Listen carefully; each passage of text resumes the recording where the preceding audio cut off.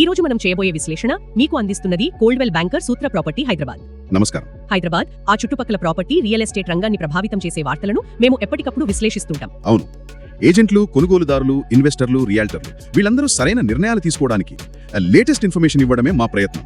ఈ రోజు కూడా కొన్ని ముఖ్యమైన అప్డేట్స్ ఉన్నాయి. ప్రముఖ పత్రికల నుంచి సేకరించినవి, ముఖ్యంగా హైదరాబాద్ రియల్ ఎస్టేట్ మార్కెట్ కి సంబంధించినవి. ఏంటవి? అంటే జీహెచ్ఎంసీలో జరిగిన ఒక ఇన్సిడెంట్, రెరా తీసుకున్న కొన్ని స్ట్రాంగ్ యాక్షన్స్, ఇంకా క్రెడాయ్ ప్రాపర్టీ షో గురించి. ఓ,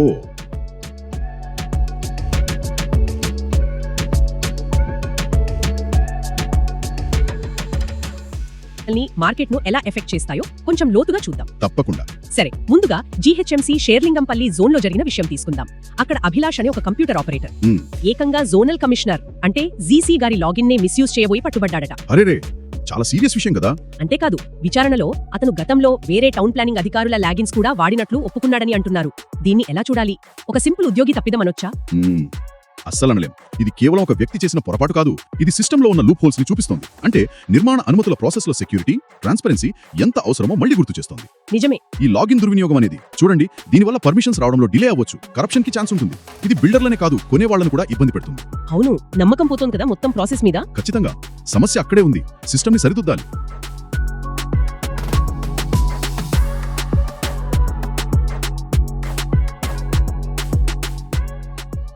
ఇక రెగ్యులేటరీ బాడీస్ విషయానికి వద్దాం. తెలంగాణ రెరా కారుల కంప్లైంట్స్ తో శ్రీవారీస్ బృందావనం అనే ఒక హౌసింగ్ ప్రాజెక్ట్ ని ఆపేసింది. ఓ అవునా? యాక్చువల్లీ డెవలపర్ శ్రీవారి కన్స్ట్రక్షన్స్ టైం కి ఫ్లాట్స్ పూర్తి చేయలేదని, హ్యాండ్ ఓవర్ చేయలేదని కంప్లైంట్స్ అట. ఇది చాలా కీలకమైన చర్య.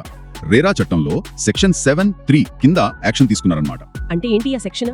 బేసికల్ గా ఆ డెవలపర్ ఇక ఆ ప్రాజెక్ట్ కి సంబంధించి ఎలాంటి మార్కెటింగ్ కానీ, సేల్స్ కానీ, కొత్త బుకింగ్స్ కానీ ఏమీ చేయకూడదు. ఆ ప్రాజెక్ట్ అకౌంట్స్ కూడా ఫ్రీజ్ అవుతాయి. వావ్, చాలా స్ట్రాంగ్ యాక్షన్. అవును, డెవలపర్లకు ఇది ఒక గట్టి వార్నింగ్ లాంటిది. బయర్స్ ఇంట్రెస్ట్ ని ప్రొటెక్ట్ చేయడంలో రెరా ఎంత సీరియస్ గా ఉందో ఇది చూపిస్తుంది. కి కూడా ఆ ప్రాజెక్ట్ రిజిస్ట్రేషన్ లో ఆపమని చెప్పారట. దీనివల్ల మార్కెట్ లో అకౌంటబిలిటీ పెరుగుతుందంటారా? తప్పకుండా పెరుగుతుంది. ఇలాంటివి అవసరం కూడా. కొనుగోలుదారులకి ఇది నిజంగా కొంత ఊరటనిచ్చే విషయమే. ఇలాంటిదే ఇంకో కేసులో కౌరీ ఫారెస్ట్ నెస్ట్ అనే ప్రాజెక్ట్ లో డెవలపర్ ను కామన్ ఏరియాలను సరిగ్గా మెయింటైన్ చేయమని రెరా ఆదేశించింది. ఓ, ఆ కేసు కూడా ఫాలో అయ్యాను. అక్కడ విల్లా ఓనర్స్ కంప్లైంట్ చేశారట, డెవలపర్ కొన్ని సర్వీసులు ఆపేసి ఎక్స్ట్రా ఛార్జీలు అడుగుతున్నారని. అవును, ఇక్కడ రెరా చాలా క్లియర్ గా చెప్పింది. కన్వెన్స్ డీడ్ అయ్యేంత వరకు, అంటే ఓనర్స్ అసోసియేషన్ కి ప్రాజెక్ట్ పూర్తిగా అప్పగించేంత వరకు కామన్ ఏరియాల మెయింటెనెన్స్ బాధ్యత డెవలపర్దే. అంటే సేల్ అగ్రిమెంట్ లో ఒప్పుకున్నవి ఖచ్చితంగా ఇవ్వాల్సిందే. ఎగ్జాక్ట్లీ. వాటిని తగ్గించడానికి లేదు. ఒకవేళ ఓనర్స్ అసోసియేషన్ అదనంగా ఏమైనా సర్వీసులు కావాలనుకుంటే ఆ ఖర్చు వాళ్ళు భరించాలి. అంతేగాని డెవలపర్ తన బేసిక్ రెస్పాన్సిబిలిటీస్ నుంచి తప్పుకోవడానికి వీల్లేదు. ఇది కూడా ముఖ్యమైన తీర్పే, ముఖ్యంగా పోస్ట్ పొజిషన్ సర్వీసుల విషయంలో. నిజంగా కొనుగోలుదారుల హక్కులను కాపాడడంలో ఇది చాలా ఇంపార్టెంట్.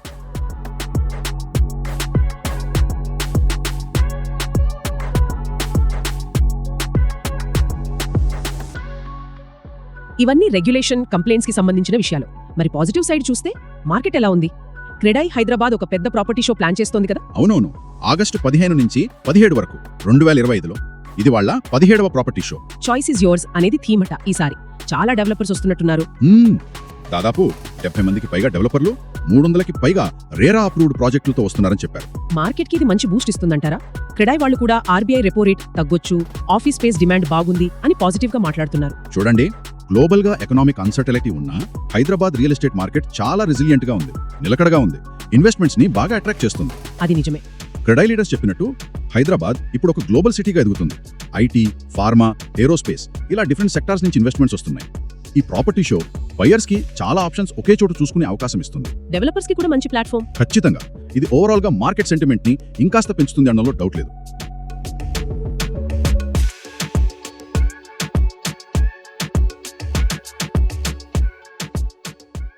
ఈ రోజు మనం డిస్కస్ చేసిన పాయింట్స్ చూస్తే, ఒకవైపు జీహెచ్ఎంసీ లాంటి చోట్ల ట్రాన్స్పరెన్సీ, అకౌంటబిలిటీ ఎంత అవసరమో తెలుస్తోంది. ఇంకోవైపు రెరా లాంటి సంస్థలు బయాస్ రైట్స్ ని ఎలా కాపాడుతున్నాయో చూసాం. అవును, చాలా యాక్టివ్ గా ఉన్నాయి. అదే సమయంలో క్రెడాయ్ ప్రాపర్టీ షో లాంటివి మార్కెట్ గ్రోత్ మీద ఆశలు పెంచుతున్నాయి. ఇది ఒక ఇంట్రెస్టింగ్ బ్యాలెన్స్ కదా.